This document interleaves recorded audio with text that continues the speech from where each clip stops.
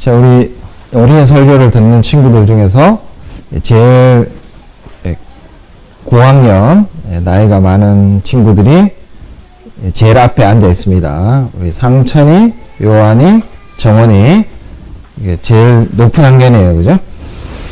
요 세 친구들한테 제가 먼저 물어보겠습니다. 다 남자들이니까, 혹시, 여러분들 여친이 있어요? 여친? 여친이 뭔지 아세요? 여자친구. 이제 좀 있을 나이가 됐어요. 그죠? 그래서 혹시 부모님한테 한 번도 이야기해보지 않은 비밀인 혹시 여친이 있으신가요? 우리 세 친구 중에? 아직은 조금 이른 것 같습니다. 없죠? 뭐 비밀로 숨기고 싶으면 없다고 하겠습니다. 자, 우리 다른 친구들한테 다 이제 3명 말고. 자, 그러면 여러분들에게 절친은 있죠. 절친. 이 절친이 없는 건 조금 곤란한데, 어쨌든, 여친은 없어도 되는데, 절친은 있어야 돼요. 절친은 있어요. 그죠?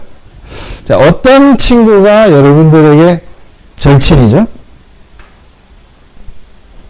자, 여러분들이 그 친구랑 절친이 된 이유가 있겠죠. 왜 나는 그 친구랑 절친이 되었을까? 그걸 한번 생각해 보세요. 절친이 있다면. 처음부터. 태어날 때부터 친구는 아닐 거고, 자, 어느 순간부터 여러분들이 절친이 되었을 건데, 절친이 된 이유가 있을 거야.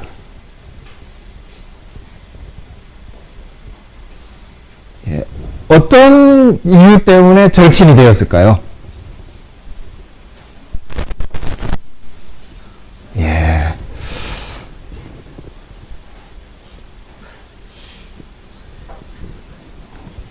지금 잘 떠오르지 않을 수 있지만 어쨌든 처음 그 친구랑 정말 조금씩 더 친하게 되고 이제는 절친이 되기까지는 그 친구에게 뭔가 마음에 드는, 내가 좀 매력적으로 보이는, 괜찮아 보이는 어떤 이유가 있었기 때문에, 아니면 그 친구가 나한테 뭔가를 좋은 것을 베풀어 줬기 때문에, 혹은 어떤 내가 굉장히 어려운 일이 있는데 그 친구가 그 어려울 때 나를 도와줬기 때문에 거기에 감동을 받아서 그 친구랑 이렇게 조금씩 더 친해져서 지금은 여러분들에게 절친이 되었을 거예요. 자, 우리가 어떤 사람을 만나고 친구를 사귀는 데는 무엇 때문에가 있죠. 무엇 때문에. 이유가 있어요. 자, 근데 하나님을 대할 때는 내가 어떤 것 때문에 혹은 어떤 조건으로 이걸 해주시면 나는 하나님으로 대하겠습니다. 그런 게 있으면 안 돼요. 여러분들이. 하나님을 대할 때는 달라야 돼요. 자, 하나님을 대할 때는 이유나 조건이나 무엇 때문에 하나님을 대할 필요가 없어요. 왜냐하면 하나님은 우리가 만나는 친구들처럼 약점이나 나쁜 것이 없기 때문에 그런 걸 생각할 필요가 없는 거예요. 하나님을 만날 때는. 자, 그런데 지난주 복습입니다. 하늘나라에서 사탄은 하나님께 계속 뭘 이야기했어요? 요업이라는 사람이 혹은 여러분이 안나가 하나님을 좋아하고 하나님을 사랑하는 것은 이유가 있을 거예요. 사탄은 계속 그렇게 이야기를 해요. 하나님 앞에서. 나는 사탄 같은 거 잘 안 믿어. 이렇게 생각하는 친구도 있지만, 자, 사탄이 없다고 하더라도 우리 마음 속에 하나님을 대할 때, 그래, 나는 이것 때문에 하나님을 사랑해야지. 이것 때문에 하나님을 좋아해야지. 그렇게 내 마음속에 하나님에 대한 생각을 자꾸 만들어낼 수도 있어요. 자, 근데 잘 구별해야 됩니다. 우리가 친구를 사귈 때는 무엇 때문에를 생각할 수 있어요. 그러나 하나님을 대할 때는 그걸 이게 필요 없다. 하나님을 대할 때는. 하나님은 무엇 때문에 사랑하거나 무엇 때문에 하나님을 예배할 필요가 없는 분이다. 나는 그것 때문에 하나님을 경외하고 예배하는 것이 아니다. 여러분들이 항상 그 생각을 가지고 하나님을 대하려고 노력해야 돼요. 자, 그래서 자칫 사탄이 하는 말이 진짜인 것처럼 여러분들이 그렇게 하나님을 대할 수 있는데, 그런 사탄이 말하는 것이 진짜가 아니다. 그건 가짜야. 거짓말이야. 이렇게 하나님 앞에서 하나님을 대할 수 있도록 여러분 대하는, 하나님을 만나는 그런 여러분들 되기를 바랍니다. 네. 자, 들어가세요.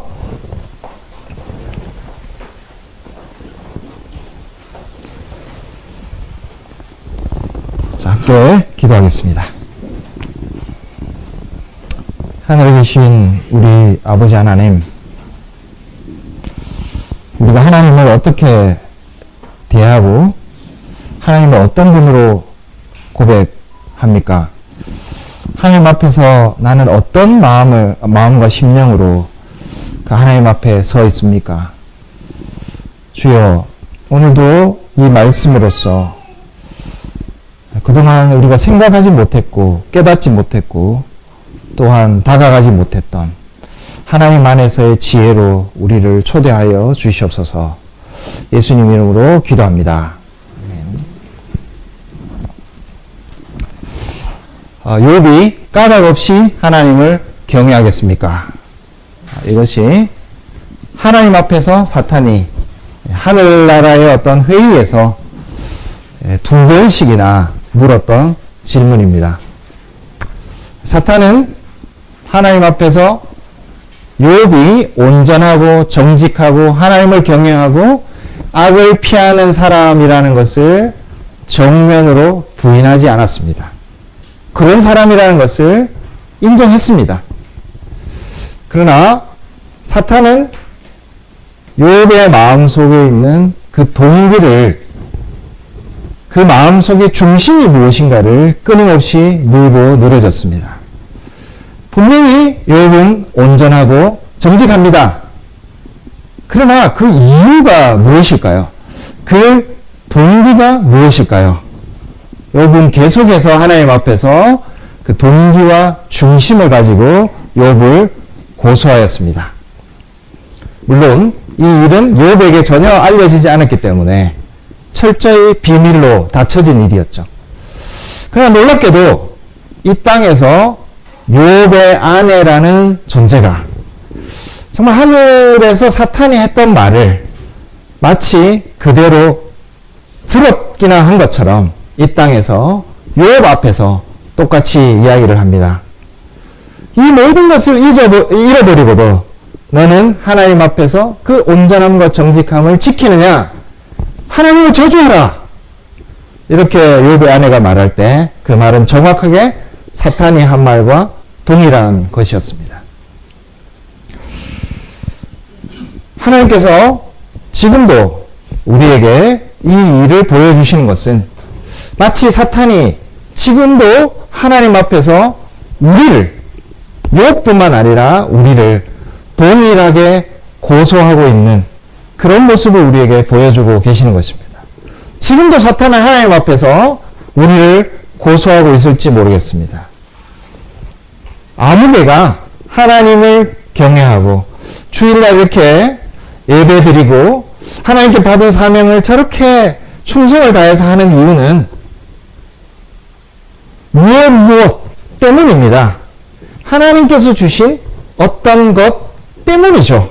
라고 사탄은 하나님 앞에서 끊임없이 우리를 고소하고 있을지 모르겠습니다. 욥은 끝까지 그 온전함을 지킴으로써 까닭 없이 하나님을 경외했다는 것을 자신의 삶을 통해서 증거하였습니다. 근데 이 욥과 우리가 경험하는 것에 중요한 차이가 있다면, 욥은 자기가 가진 모든 것을, 단지 생명을 유지하는 것 외에는 모든 것을 다 잃어버렸습니다. 욥이 이야기했던 것처럼 주신 자도 여호와시요 취하신 자도 여호와시다. 그 취하신 것이 부분적이지 않고 욥에 있는 모든 것을 다 하나님께서 가져가 버리셨습니다. 그렇기 때문에 욥에게는 끝까지 온전함을 지켰다라는 것이 충분히 증명이 될 수 있었던 것이죠. 근데 우리가 경험하는 우리의 삶은 이렇게 완전하게 모든 것이 없어지는 그런 경험을 잘 가지기가 힘듭니다.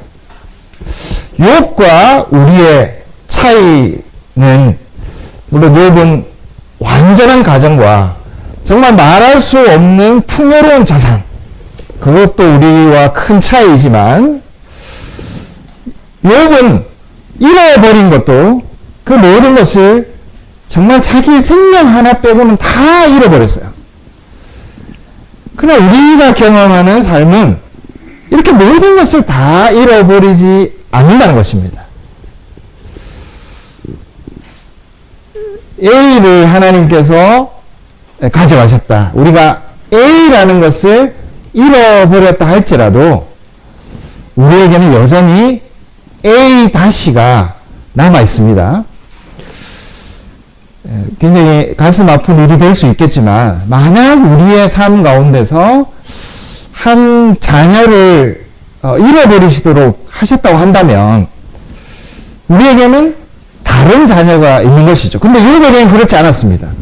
욥은 늘 자녀가 한꺼번에 다 잃어버렸기 때문에 A를 대신할 수 있는 A-가 없었던 것이죠. 그리고 욥에게는, 우리에게는 A를 잃어버렸다 할지라도 B가 있을 수 있습니다. 그러니까 자녀가 한 자녀가 있었는데 그 자녀를 잃어버렸다 할지라도 우리에게는 다른 사람을 주시거나 여전히 아내나 남편을 주셔서 그들을 보면서 어떤 위로를 받을 수 있는 여지를 남겨두셨습니다. 그러니까 A를 잃어버렸지만 다른 B나 C나 D나 이런 것이 우리에게는 여전히 남아있다는 것이죠. 이것이 욥과 우리의 경험이 보여주는 큰 차이입니다.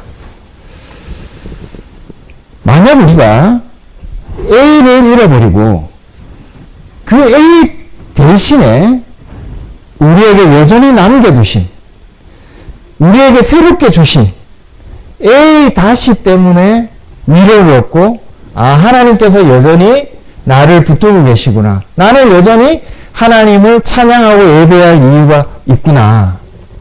우리가 아직 우리에게 있는 어떤 것, 혹은 우리에게 남겨진 어떤 것, 우리가 소유한 어떤 것, 그것이 하나님이 나에게 주시는 위로이고 그것이 나에게 하나님을 찬양할 이유가 된다라고 한다면 아직도 우리는 까닭 있게, 이유 있게, 무엇 때문에 하나님을 사랑하는 그런 사람으로 남겨져 있다는 것입니다. 왜 욥의 모습이 A를 잃어버렸는데 A-를 주시지 않고 A도 A-도 B도 C도 E도 다 이렇게 없어져 버린 그런 욥을 우리에게 보여주시는가? 이렇게 철저하게 없어진 욥을 우리에게 계속해서 보여주시느냐? 너무나 우리가 경험하는 것과 거리가 멀도록 비현실적인 욥의 모습. 우리가 일생을 살아가면서 이렇게 철저한 어떤 없어짐, 잃어버림은 잘 경험하지 않는데 왜 하나님께서는 이 욥에게 이런 극단적인 예를, 삶을 주시고 그것을 우리에게 보여주시느냐? 그것은 우리에게 여전히 남아있는 어떤 습관. A가 없지만 A-가 있고, A가 없지만 B가 있어서 그것이 하나님이 나에게 주신 어떤 위로가 되고, 그것에 근거해서 그래도 나는 하나님을 예배할 수 있다고 하는, 그것 때문에, 그 이유로, 그 까닭으로 나는 하나님을 경외할 수 있다는 그런 여지를 하나님께서는 우리에게 주시지 않기 위해서, 우리의 경험과는 너무나 거리가 멀지만 이 욥에게는 매우 극단적인 일을 주셨고, 그 극단적인 욥의 경험을 지금 우리에게 보여주고 계시는 것입니다. 사탄은 여전히 하나님 앞에서 우리를 고소할 것입니다. 이유가 있습니다. 까닭이 있습니다.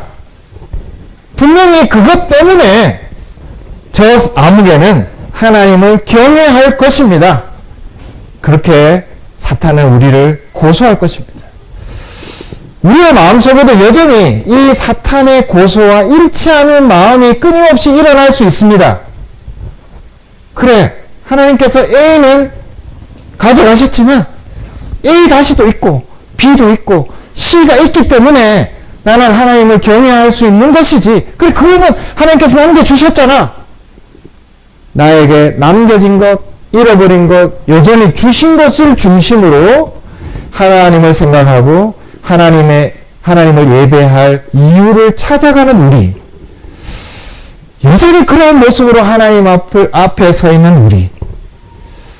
그런 우리에 대한 경고의 말씀으로 하나님께서는 욥을 우리에게 보여주시되, 하나도 없는, A도 없을 뿐 아니라 A-나 B도 C도 E도 없는 그런 욥의 모습을 우리에게 보여주시는 것입니다. 욥은 아무것도 없는, 철저하게 없어진 모든 것을 잃어버린 상황에서도 하나님의 말씀대로 하나님 앞에서 온전함을 굳게 지켰습니다. 만약에 하나님께서 우리에게 주시는 하나님 앞에서의 지혜가 이게 끝이라고 한다면 욥기의 말씀은 아마 욥기 2장 10절 말씀으로 끝났을 것입니다. 욥기 2장 10절 말씀을 우리가 함께 찾아볼까요? 욥기 2장 10절. 그가 이르되, 제가 읽겠습니다. 욥기 2장 10절 말씀. 그가 이르되, 그대의 말이 한 어리석은 여자의 말 같도다. 우리가 하나님께 복을 받았은즉 화도 받지 아니하겠느냐 하고, 이 모든 일에 욥이 입술로 범죄하지 아니하니라. 두 번의 파도와 같은 모든 것을 잃어버린 일이 욥에게 닥쳤습니다. 정말 쓰나미처럼 모든 사랑에서, 심지어는 하늘로부터도 욥에게 닥쳤지만 욥은 이 고백을 놓치지 않았습니다. 사탄이 하나님 앞에서 까닭 없이 하나님을 경외하지 않습니다. 그렇게 고소했지만 욥은 까닭 없이 하나님을 경외했다는 것을 두 번의 고백을 통해서 다시 한번 하나님 앞에서 드러내었습니다. 근데 2장 11절부터의 말씀은 우리에게 무엇을 보여주는 것일까요? 욥기의 말씀은 42장까지 있습니다. 2장 10절에서 끝이 나는 것이 아니라 욥기의 말씀이 그 뒤에 계속해서 이어지는 것입니다. 만약 조금 전에 제가 말씀드린 이 내용이 하나님께서 우리에게 욥을 통해서 보여주시고자 하는 지혜의 한 측면이라고 한다면, 이제 2장 11절부터 끝까지의 말씀은 하나님이 우리에게 주시는 지혜의 두 번째 측면을 보여주는 것입니다. 이 두 번째 지혜는 사탄이 하나님 앞에서 한 말보다는 하나님께서 사탄에게 한 말씀과 연결되는 것입니다. 근데 묘하게도 하나님의 이 말씀 가운데 똑같이 까닭 없이라는 말을 하나님께서 쓰셨습니다. 그것이 욥기 2장 3절 말씀이 나옵니다. 욥기 2장 3절을 함께 읽어보겠습니다. 욥기 2장 3절 한 목소리로 읽어볼까요? 시작. 여호와께서 사탄에게 이르시되 내가 내 종 욥을 주의하여 보았느냐. 그와 같이 온전하고 정직하여 하나님을 경외하며 악에서 떠난 자가 세상에 없느니라. 내가 나를 충동하여 까닭 없이 그를 치게 하였어도 그가 여전히 자기의 온전함을 굳게 지켰느니라. 사탄이 한 말이 속이 아니라 하나님께서 사탄에게 한 말 속에 까닭 없이 라는 이 단어가 등장합니다. 사탄이 한 말에 까닭 없이는 욥이 하나님을 까닭 없이 경외하겠습니까? 이렇게 묻는 것이었다고 한다면 이 까닭 없이는 하나님께서 욥에게 하신 일, 하나님의 표현을 그대로 따르자면 하나님께서 욥을 치신 일, 그 일이 까닭 없이 이루어졌다는 것입니다. 욥기의 2장 11절부터의 말씀은 하나님께서 하신 이 까닭 없이에 대한 또 이 까닭 없이를 둘러싼 사람들과 욥의 세 친구들과 욥과 그리고 엘리후라는 다른 욥의 친구들의 생각. 자, 이 까닭 없이를 어떻게 이해할 것인가? 하나님께서 하신 이 두 번째 까닭 없이를 어떻게 이해할 것인가를 두고 긴 대화와 독백과 하나님을 향한 탄식과 나아가서 하나님의 말씀으로 이루어진 이 까닭 없이에 대한 내용을 우리가 이 2장 11절 이후의 말씀을 통해서 알 수 있게 되는 것입니다. 욥기의 말씀은 2장 11절부터 이 세 친구가 등장하면서 조금 다른 측면으로 옮겨갑니다. 하늘의 모습이 없어집니다. 철저하게 이 땅에서 너무나 간단한 얘기인데 너무나 많은 말과 대화와 독백과 그런 내용들로 채워져 있습니다.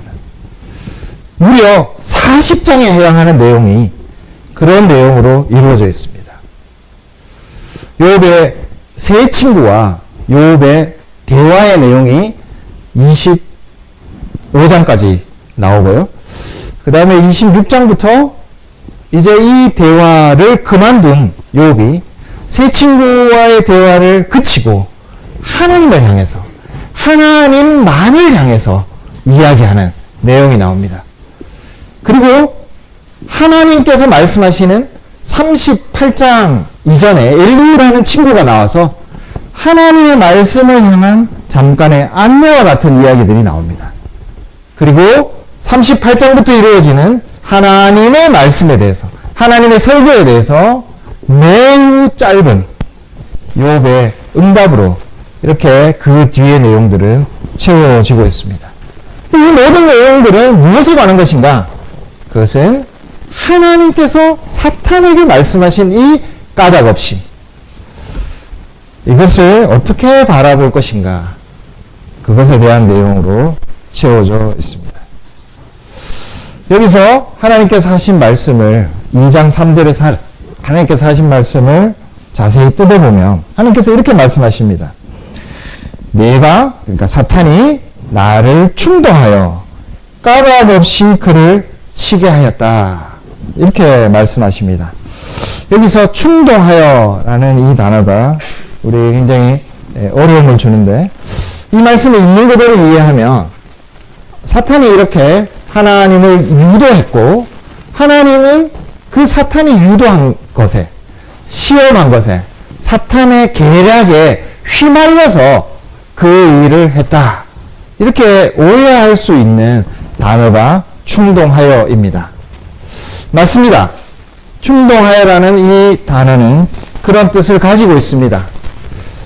사탄이 없었다면 하나님께서는 이 일을 하시지 않으셨을 것입니다. 사탄이 하나님 앞에서 고소하지 않았다면 하나님께서는 욥을 이렇게 치시지 않으셨을 것입니다.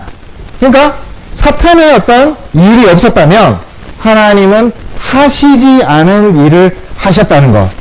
그 점에 있어서 사탄이 한 일은 하나님을 충동한 것이 분명합니다. 그러나 하나님께서 사탄의 계략에 말려 들어가신 것인가요? 하나님께서 지혜가 없어서 사탄이 하는 말에 그냥 어쩔 수 없이 속아 넘어가신 것인가요? 충동하여라는 이 단어는 오히려 하나님 편에서 이해할 필요가 있습니다. 맞습니다. 하나님께서 하시지 않은 일을 사탄의 말 때문에 하신 것은 맞습니다. 그러나 하나님께서는 요압에게 일어난 이 일에 대해서도 어쩔 수 없이 사탄이 그렇게 나를 꼬드겼기 때문에 그렇게 말려 들어가신 것이 아니라 이 일조차도 하나님의 주권으로 하나님께서 가지신 스스로의 뜻으로 이것을 행하셨다는 것을 말씀하시기 위해서 사탄이 나를 충동하셨다라고 말하고 있습니다. 안 좋은 일입니다. 하나님께서 욥에게 사탄이 그렇게 하지 않았다면 하시지 않을 일을 하셨는데 그것조차도 하나님은 그냥 스스로 자기의 주권으로 받아들이시는 것입니다. 이 일도 사탄이 한 일이 아니라 하나님의 주권 아래 이루어진 일이다. 하나님은 그것을 강조하시기 위해서 이 말씀을 하신 것입니다. 똑같은 뜻으로 하나님께서는 욥기의 제일 마지막에서도 똑같은 이야기로 하시는데 욥기 제일 마지막에 42장 11절 말씀을 보겠습니다. 욥기 42장 11절 말씀.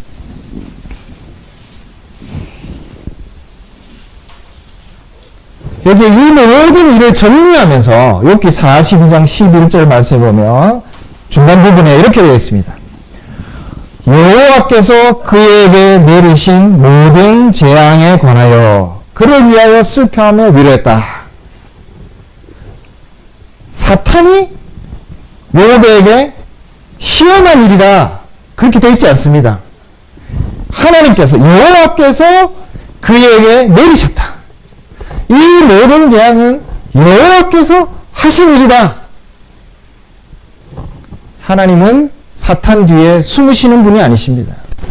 사탄을 핑계대고 내가 어쩔 수 없이 사탄에게 말려 들어가서 그 계략에 빠져서 그 일을 하신 분이 아니라 하나님께서는 그 사탄의 계략조차도 고소조차도 자신의 주권 아래 통제하시고 그것을 하나님 안에서 신비하게도 욥에게 일어난 모든 재앙이 명백하게는 사탄이 다 한 일이죠.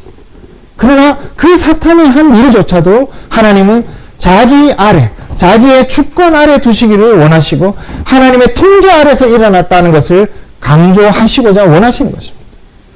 그래서 여기서 하나님께서 사탄아, 네가 나를 충동했다 이렇게 말씀하실 때 내가 어쩔 수 없이 걸려들었다 그런 뜻이 아니라 그 일조차도 사탄이 한 그 욥에 대한 그 나쁜 일조차도 하나님은 자신의 주권 아래 통제하실 수 있고 그것을 다스릴 수 있는 분이시다.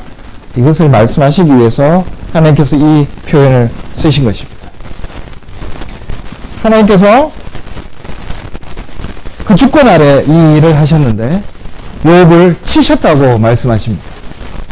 맞습니다. 하나님께서 욥을 치셨습니다. 그런데 그 욥을 치셨는데 까닭 없이 이렇게 되어 있습니다. 인간적으로 이야기하자면 이건 굉장히 당황스러운 말이죠. 하나님께서 욥에게 이 일을 직접 주셨다고 말씀하시면서 까닭 없이 이 일을 하셨다. 우리가 만약 길 가면서 어떤 사람에게 되게 안 좋은 일을 당했는데 그 사람에게 왜 이렇게 합니까? 이렇게 물었는데 나는 까닭 없이 그렇게 했어. 이렇게 말하면 굉장히 당혹스럽고 당황스러운 것이죠. 너무 황당한 것입니다. 우리 인간적인 차원에서 생각해 보면 하나님의 이 까닭 없이라는 말씀이 굉장히 당황스러운 말씀입니다. 근데 하나님께서 이 까닭 없이를 말씀하실 때 그 의미는 아무런 하나님의 의도나 하나님께서 뜻하신 어떤 깊은 뜻이 없이 그런 의미는 아닙니다. 하나님께서는 의도가 있으십니다. 그러나 하나님께서 여기서 말씀하시는 까닭 없이는 직접적인 어떤 원인이 없다는 것입니다. 요압에게 어떤 결함이 있어서, 요압에게 어떤 죄가 있어서 그것이 직접적인 원인이 돼서 이 일이 일어난 것이 아니라는 것이죠. 자, 반대로 하나님께서 요압에 대해서 특별한 악감정이 있으시거나 하나님께서 사탄과 공모해서 또 사탄의 어떤 그 계략에 말려 들어간 그 이유 때문에 그런 것이 원인에 의해서 하나님께서, 그러니까 하나님 편에 어떤 이유가 있어서 하나님께서 욥을 이렇게 치셨다, 그런 뜻이 아니라는 것입니다. 욥에게 원인이 있는 것도 아니고 하나님께 원인이 있는 것도 아닌 그런 어떤 특별한 원인과 이유 없이 하나님께서 그를 치셨다, 이렇게 말씀하시는 것입니다. 왜 이 말이 그 뒤에 이어지는 2장 11절 이후로 이제 욥의 세 친구가 등장하는데, 이 욥의 세 친구들이 정말 신실한 친구들입니다. 나쁜 사람이 아니에요. 이 욥의 세 친구들이 욥을 찾아와서 7일 동안 같이 침묵하면서 그 아픔을 같이 했습니다. 죄를 뿌리고 하늘 향해서 같이 겉옷을 찢고 정말 이 욥의 고통과 아픔에 함께하는 친구들이었습니다. 여러분, 다윗과 요나단, 그걸 생각해 보시면 이건 정말 그 하나님께 주신 언약에 기초한 그런 친구들이라는 것을 알 수 있습니다. 이 욥의 세 친구들이 욥에 대해서 가지는 그것은 피상적으로 그냥 우리가 일상적으로 만나는 친구들, 그런 수준이 아니라 정말 언약적인 친구들, 정말 욥의 고통에 같이 하고자 하는 친구들, 그것이 너무나 안타까운 친구들, 그것이 어떻게 하면 없어질 수 있는가를 같이 고민하는 친구들, 그런 친구들이었습니다. 근데 이 친구들이 욥에게 한 말이 무엇인가? 그것은 크게 세 가지 정도입니다. 첫 번째는 하나님은 의로우신 분이시라는 것입니다. 하나님은 절대적으로 의로우신 분입니다. 근데 하나님은 의로우시기 때문에 이런 일을 주실 때, 이런 욥에게 일어난 일들을 주실 때 반드시 그 죄에 대해서, 허물에 대해서 심판하시기 위해서 이런 일을 주시는 의로우신 분이시라는 것입니다. 그래서 이제 욥이 해야 할 일이 무엇인가? 욥의 친구들이 조언하기를, 하나님은 죄와 허물 없이 이런 벌을 주시는 분이 아니시기 때문에 욥아, 네가 해야 될 일은 이제 하나님 앞에서 자복하고 내 스스로 죄를 찾아서 하나님 앞에서 회개하는 그 길 하나밖에 없다. 그렇게 하면 하나님께서 너를 인생처럼 회복시켜 주실 것이다. 이렇게 욥의 세 친구들이 욥에게 이야기를 했습니다. 이 욥의 세 친구들이 너무나 신실하고 너무나 좋은 친구들임에 불구하고 이 말은 까닭 없이라는 이 하나님의 욥을 친 것을 전혀 이해하지 못한 것이죠. 끝까지 뭐를 찾아내려고 했습니까? 까닭을 찾으려고 했습니다. 욥에게 왜 이런 일이 있을까? 그것은 반드시 이유가 있을 건데 그 이유가 하나님께는 있을 리가 없다. 왜? 하나님은 의로우신 분이기 때문에. 그러면 누구에게 있을 것인가? 그것은 욥아, 너에게 까닭이 있을 거야. 이때까지 네가 정말 온전하고 하나님을 경외하는 삶을 살았지만 너에게 그 원인이 있기 때문에 이 일이 일어난 것이다. 욥의 세 친구들은 정말 틀림없는 말을 한 것처럼 보이지만 무엇을 이해하지 못했는가? 하나님이 지금 말씀하시는 이 까닭 없이라는 말을 이해하지 못한 것입니다. 그래서 무엇을 찾았는가? 까닭을 찾았어요. 이유를 찾았어요. 원인이 뭔가를 욥의 친구들이 찾았다는 것입니다. 자, 이런 점에서 욥의 세 친구들의 긴 대화, 욥과 욥의 세 친구들의 긴 대화 속에서 나타나는 이 욥의 친구들은 철저하게 하나님이 말씀하신 까닭 없이를 알지 못했습니다. 이런 세계가 있다는 것을, 하나님 안에 이런 까닭 없이가 있다는 것을 받아들이지 못했습니다. 그리고 자신들이 알고 있는 하나님의 지식 속에서 욥에게 일어난 이 경험, 이 일을 해석하고자 했고, 그것은 까닭을 찾는, 이유를 찾는, 원인을 찾는 것으로 나아가버리고 만 것입니다.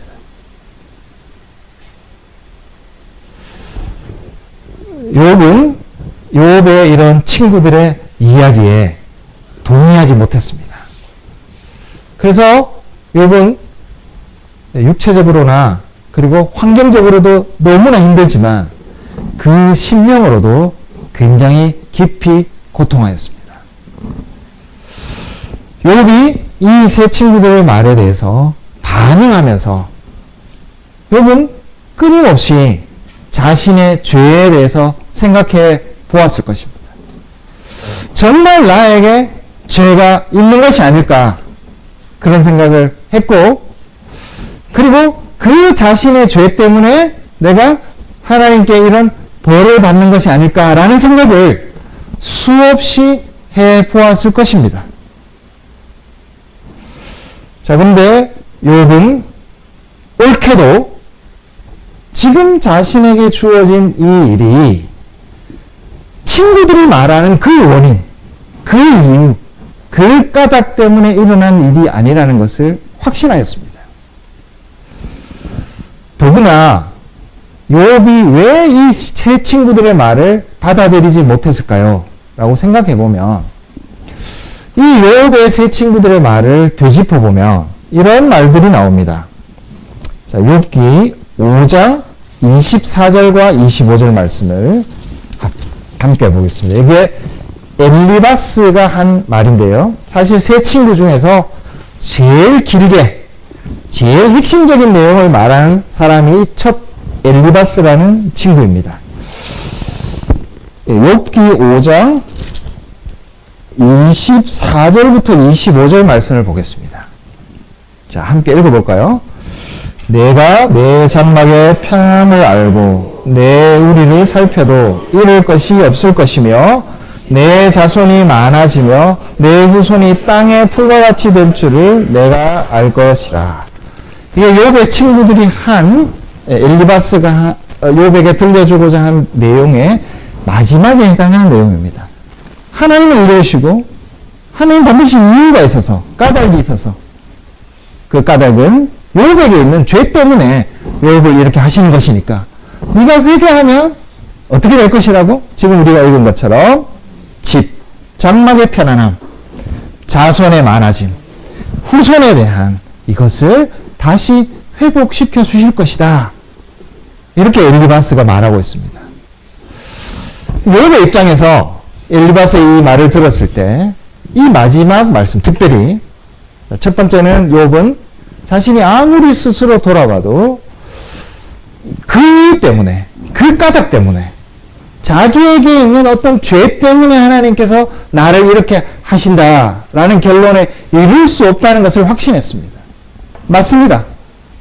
뿐만 아니라 욥이 만약에 자신이 그렇게 생각함에도 불구하고 하나님 앞에서 네, 죄가 있어요. 죄가 있는 걸로 하고 내가 하나님께 그 죄를 회개 잡아가겠습니다.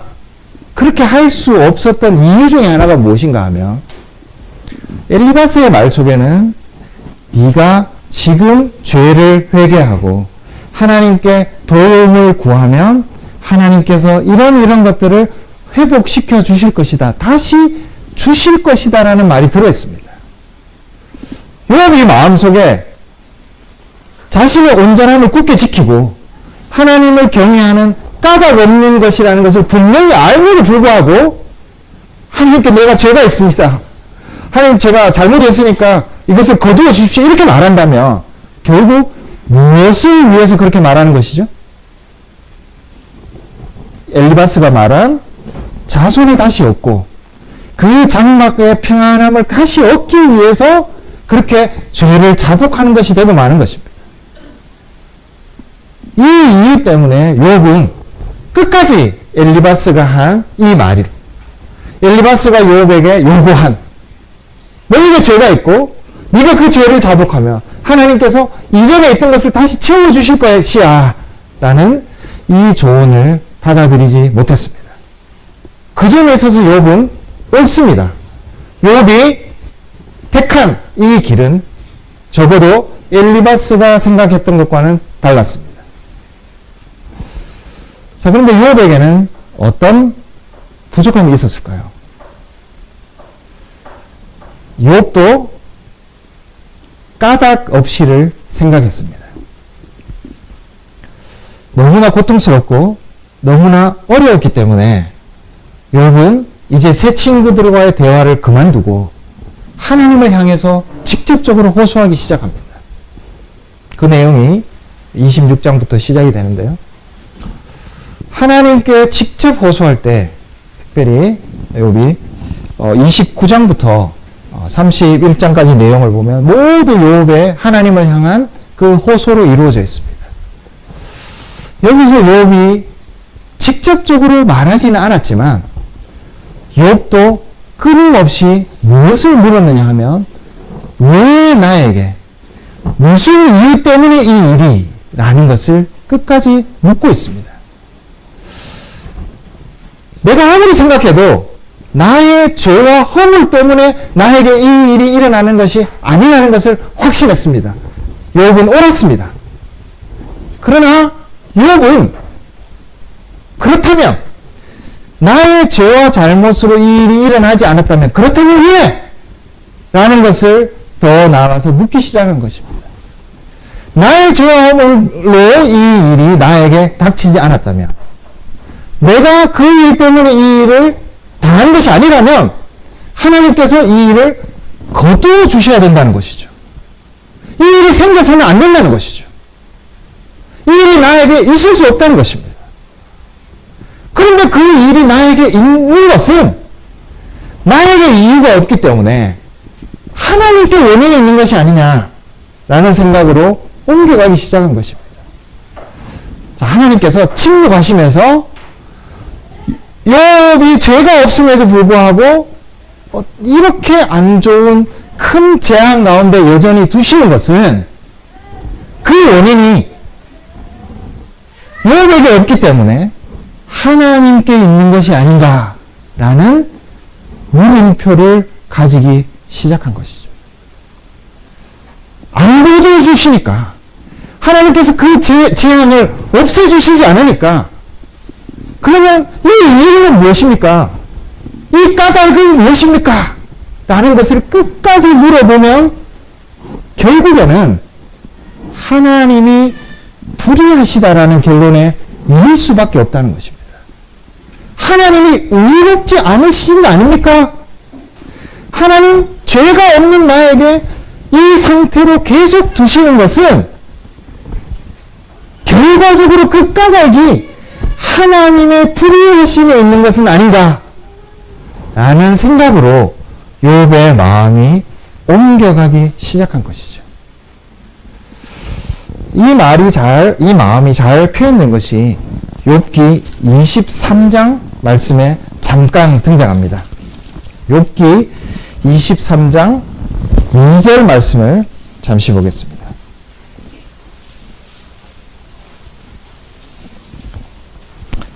제가 한번 읽어보겠습니다.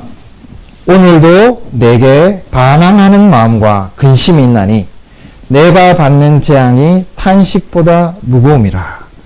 여기서 욥이 하나님께 반항하는 마음이다 이렇게 표현했습니다. 이 반항한 우리가 이렇게 우리 자녀들이 반항한다 이렇게 많이 쓰는데 여기서 반항한다는 것은 진짜 어떤 반항, 이걸 말하는 것이 아니라 하나님에 대한 일말의 의구심, 하나님이 완벽하게 정말 의로우신가에 대한 물음표, 그것을 욥이 조금씩 가지기 시작했다는 것을 보여줍니다. 욥에게는 이런 것이죠. 만약에 내가 죄가 있어서 하나님께서 그 이유 때문에, 그 까닭 때문에 나에게 이것을 주시는 것이면 그것을 말씀해 주시든지, 아니면 내가 확신하듯이 나의 온전함에도 불구하고 하나님께서 여전히 이 재앙 가운데 나를 두시는 것은 부당하다는 것입니다. 하나님이 의롭지 못하다는 것이죠. 그 하나님의 부당함 때문에 그것이 이유가 되어서 그 까닭으로 내가 이 가운데 있는 것은 아닌지요 라는 그 마음, 이것은 욥이 하나님을 떠났다거나 하나님을 배반했다든가 그런 것이 아니에요. 하나님에 대한, 하나님의 의로우심에 대한, 하나님의 완벽한 정의에 대한 물음입니다. 거기에 대해서 일말의 의심이 생기기 시작했다는 것이죠. 왜 이렇게 됐을까요? 욥에게도 까닭을 끝까지 물었기 때문에 그렇습니다. 왜? 무엇 때문에? 무엇이 원인이 되어서 나에게 이 일이 일어나는 것인가요? 욥의 친구들은 욥의 죄가 이 일의 원인이라고 말했습니다. 틀렸죠. 근데 욥은 자기의 죄 때문이 아니기 때문에 그 원인이 나에게 없고 누군가는 모르지만 하나님께 있을 것이다 라고 생각하기 시작한 것입니다. 까닭 없이를 끝까지 물었기 때문에, 원인을 찾으려고 끝까지 나아갔기 때문에 욥은 이런 하나님의 의에 대한 일말의 의구심으로 나아가 버리고 만 것입니다. 하나님께서는 까닭 없이 욥을 치셨다고 말씀하십니다. 근데 욥의 친구들도, 그리고 욥도 까닭 없이를 이해하지 못했습니다. 하나님 안에는 다른 길이 있다는 것을 생각하지 못했습니다. 하나님께서 이루어 가시는 이 세상의 일들 가운데서는 우리가 알고 있는 지식, 내 경험에서 발생한 일, 심지어 내가 하나님을 아는 지식으로도 측량할 수 없는 다른 길이 있다는 것을 욥의 세 친구들도, 욥도 생각하지 못했습니다.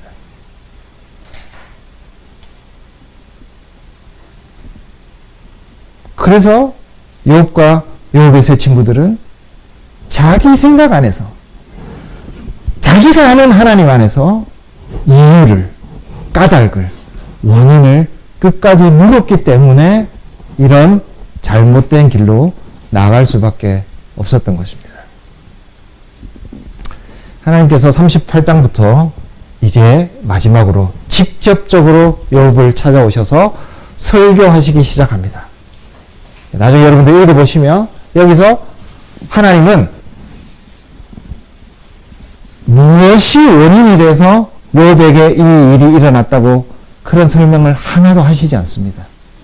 욥의 죄가 원인이 되어서, 아니면 하나님이 불의하기 때문에, 아니면 하나님이 사탄의 계략에 휘말렸기 때문에, 그런 데 대해서 전혀 말씀하시지 않으십니다. 하늘에서 무슨 일이 일어났는지에 대해서도, 어떤 과정을 거쳐서 너에게 이런 일이 일어났는지에 대해서도 전혀 밝히시지 않습니다. 하나님께서 하시는 말씀은 네가 아느냐? 네가 보았느냐? 네가 이것을 과연 헤아릴 수 있느냐? 하나님께서 땅의 기초를 놓으시고 바다를 만드시고 바다의 경계를 정하시고 태양을 지으시고 그 태양을 통해서 땅을 이루어 가시고, 그리고 모든 생물의 세계를 하나님께서 설명하시면서 이것을 내가 측량할 수 있느냐, 아느냐, 보았느냐, 도무지 헤아릴 수 있느냐, 끊임없는 질문으로서 38장부터 41장까지 말씀하십니다. 대답이 없어요. 욥이 묻고 있는 까닭이 무엇입니까? 욥의 친구들이 물은 이유가 무엇입니까에 대해서 하나님은 대답하시지 않습니다.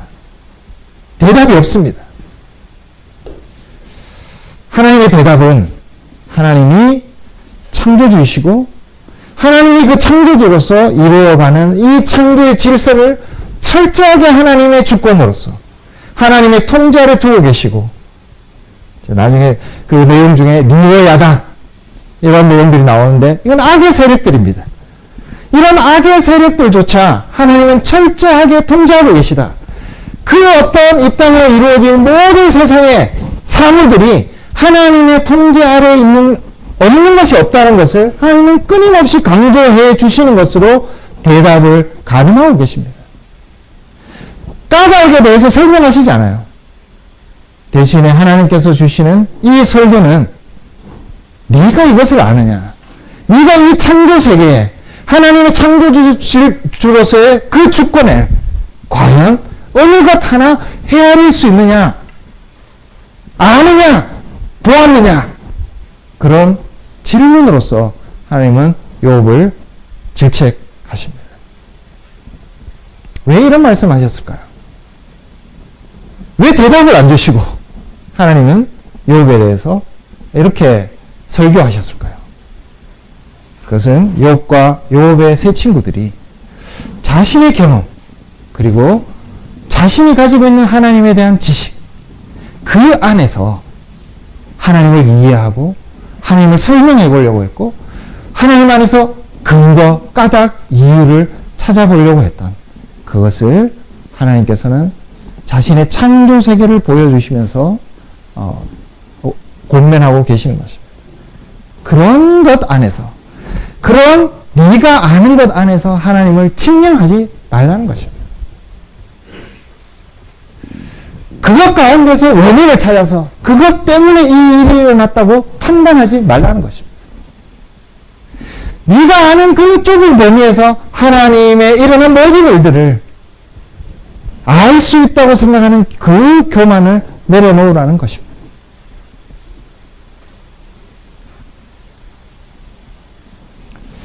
마지막으로 우리가 욥의 자리로 다시 돌아가 보겠습니다.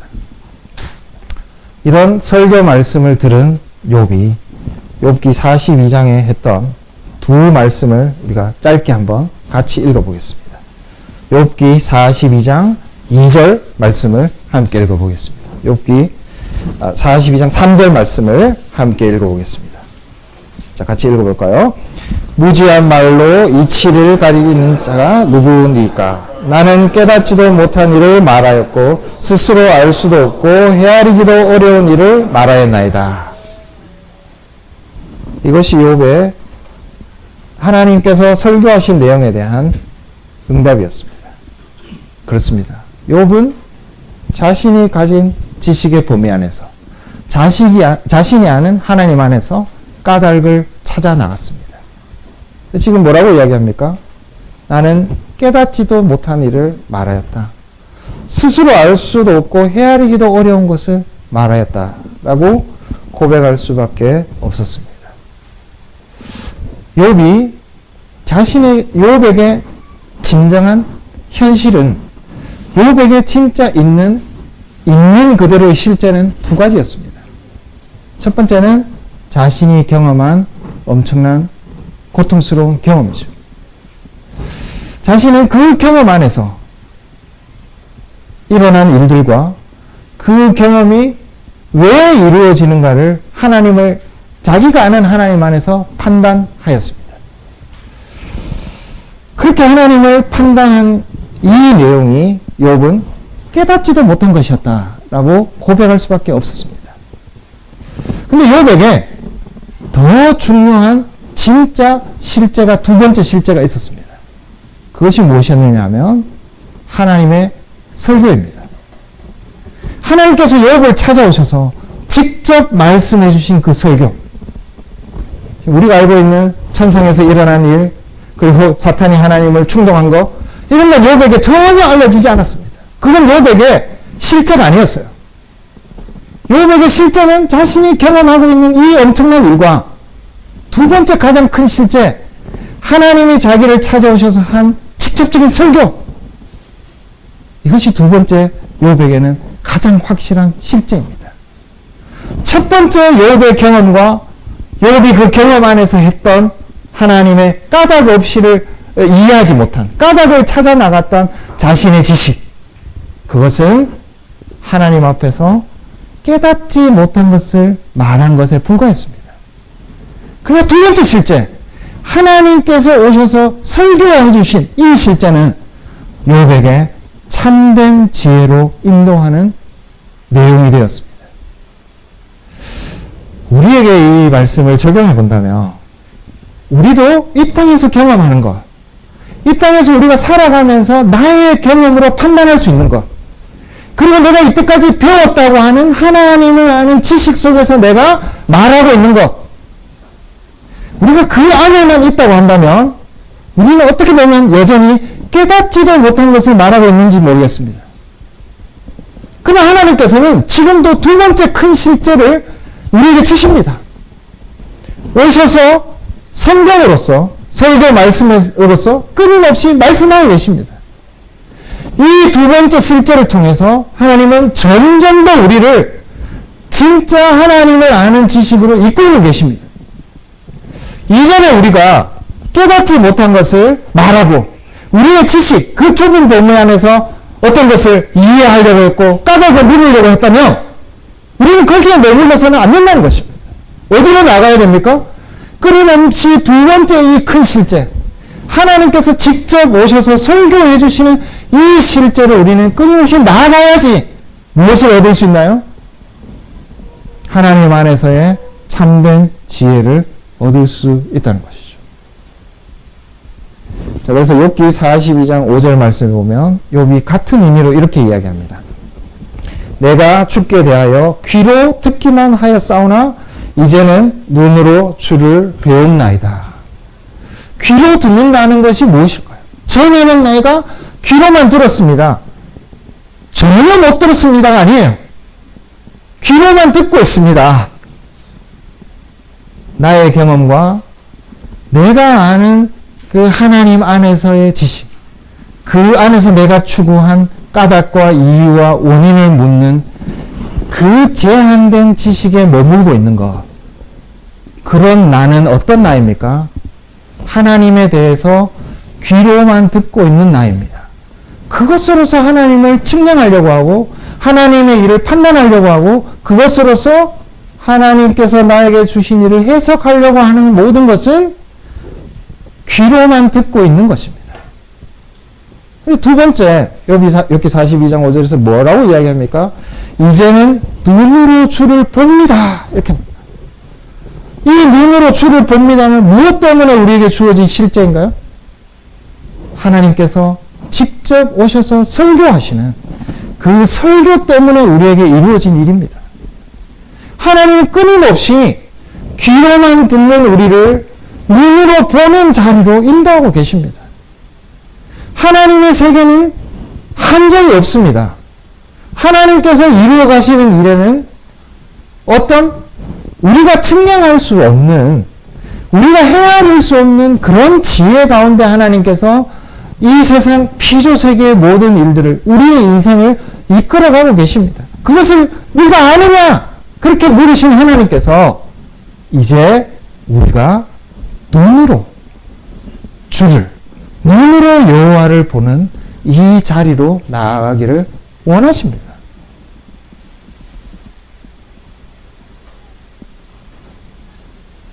우리는 끊임없이 내가 아는 지식 속에 머물려는 그런 타성이 있습니다. 내가 경험한 것, 그리고 내가 아는 하나님의 지식, 그 속에서 나의 인생에 일어나는 일을 측량하려고 하고 까닭을 물으려고 하고 원인을 분석하려고 합니다. 내 인생을 해석하려고 합니다. 귀로만 듣고 있는 상황입니다. 어디로 가셔야 합니까?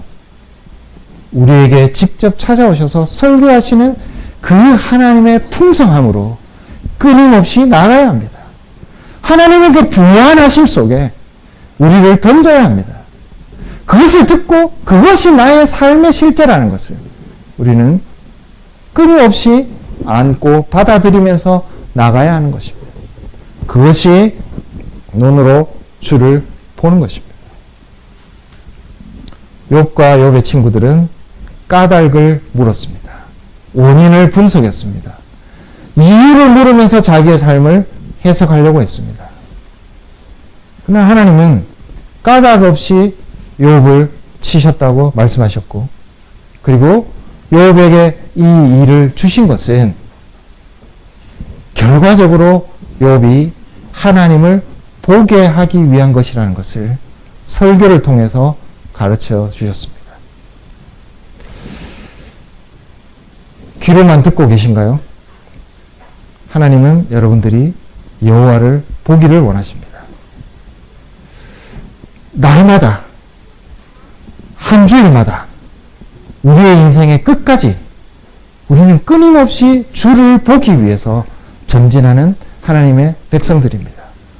자신을 자기의 경험과 자기가 정말 가지고 있는 그 좁은 범위 안에서 그 안에서 그냥 머무는 그런 귀로만 듣는 자들이 아니라 하나님은 끊임없이 설교 말씀을 통해서 볼 수 있는 자들, 여호와를 보는 자들로 우리의 삶을 이끌어 가실 것입니다. 하나님의 무한하심 속에 자신을 던지십시오. 하나님은 절대로 불의하시지 않습니다. 판단하지 마십시오. 하나님은 하나님 안에서의 무한하신 지혜로 우리를 신실하게 사랑해 주십니다. 그런 하나님께 우리의 모든 것을 던지는 그런 눈으로 여호와를 보는 축복이 여러분들의 있기를 간절히 바랍니다. 함께 찬송가 시편